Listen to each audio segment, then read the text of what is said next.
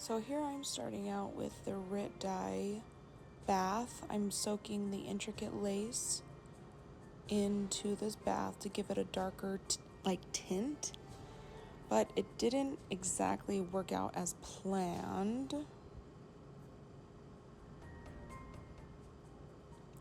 The reason why it didn't work out is because it was more like a plastic. It did tint it a little bit, but not as much as I'd like. So I went in and I used a acrylic paint just to keep it in the wheelhouse of copper and bronze. So that's what it looks like being sewn on.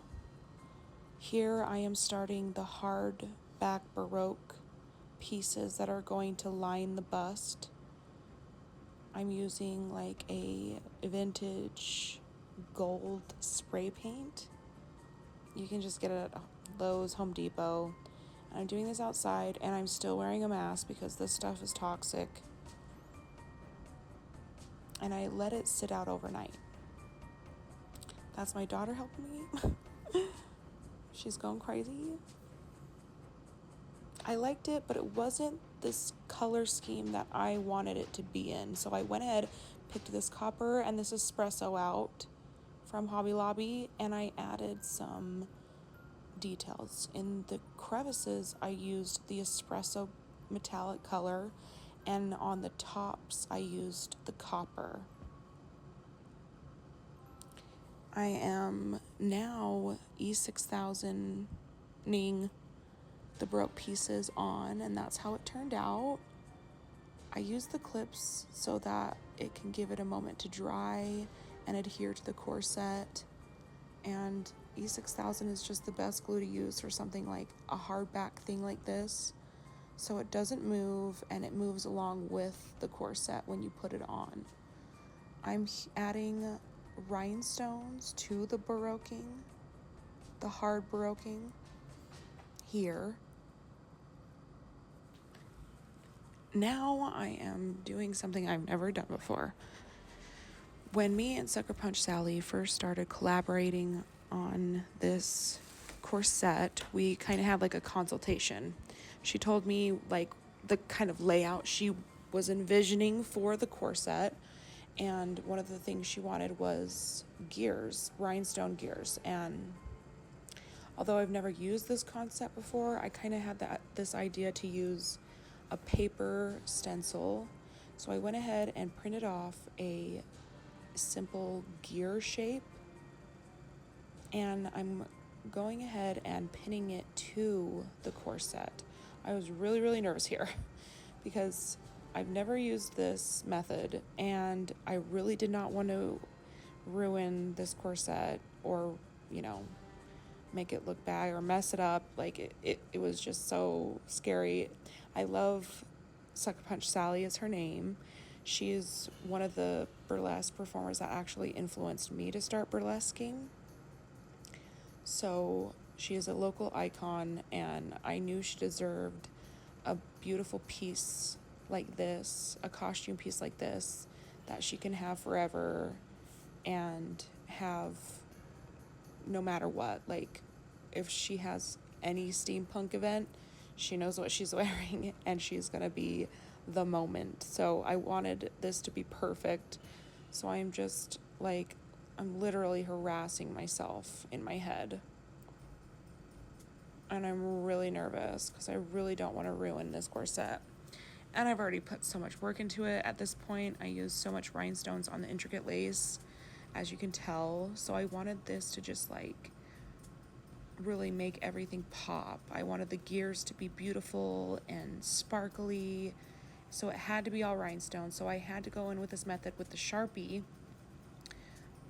stencil method, and I didn't want to use like a black Sharpie. I was like really nervous about that. So I'm using a red Sharpie, and it actually helped. Look at me, I'm so scared because the red Sharpie kind of matched the brown. I wouldn't probably ever do this method on a white corset or anything like light colored. just because it's so like high stakes. You have to have a really good hand, and I had to keep it really clean around those edges so that the rhinestone, whatever size it was, would cover up the Sharpie marking. So I am being as careful as I can, like it's my newborn baby, going around the edges of the gear, and I am just freaking out inside. You can tell. I'm like, oh my god, I'm gonna fuck it up. I'm gonna mess it up. But it turned out okay. I really honestly liked this method. I would love to use it more in the future just so that I have more of a broad, like, I have a new thing that I could add shapes to in rhinestone. Like, rhinestones, you can just follow the seams or follow the lace when it comes to rhinestoning, or follow a pattern, but I like how it's like its own shape. I like being able to have that in my back pocket for a themed corset like this, because it really did come out beautifully. Here I am rhinestoning those gears, and I am being very careful. This is the chain part. I have 3 chains like hanging down and going towards the back, and I'm going to be putting like 3 little buttons, so it's going to be like the button and the chain coming out. This is her bustle, so most of it was already done, like already sewn and sheet created, but I wanted to add some trim.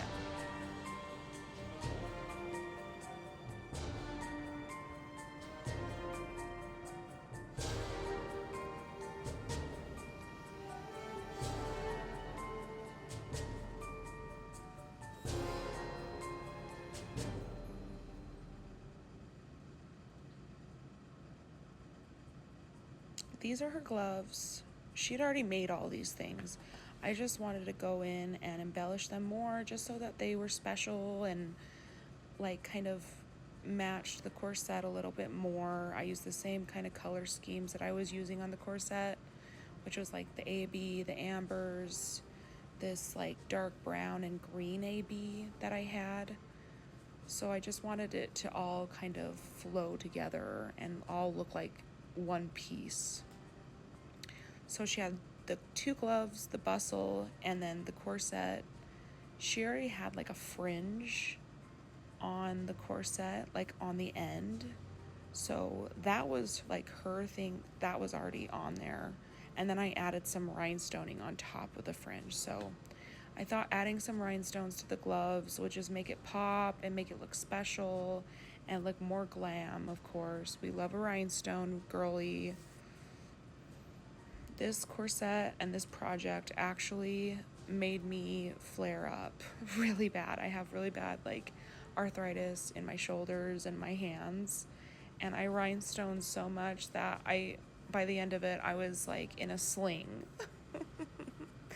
But it was so worth it, because her reaction to it and how she loved it, it just made it all worth it. And I really, like I said, wanted to give her a special piece because she deserved it, because she's such a phenomenal performer.